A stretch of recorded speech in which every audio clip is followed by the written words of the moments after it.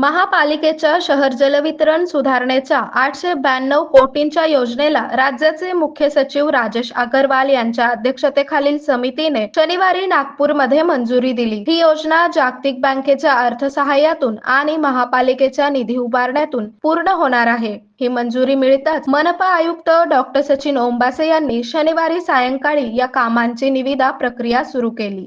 उजनी ते सोलापूर समांतर जलवाहिनी पूर्ण होऊनही शहराचा पाणी पुरवठा विस्कळीत आहे। शहरात एक दिवसाआड पाणी पुरवठा व्हावा या उद्देशाने समांतर जलवाहिनीचे काम करण्यात आले, परंतु शहरातील पाणी साठवण क्षमता आणि जलवितरण व्यवस्था सुधारल्याशिवाय एक दिवसाआड पाणी पुरवठा करणे शक्य नसल्याचे पाणी पुरवठा विभागाकडून वारंवार सांगण्यात आले। त्यामुळे प्रशासनाने शहरासाठी नवी 892 कोटींची योजना तयार केली।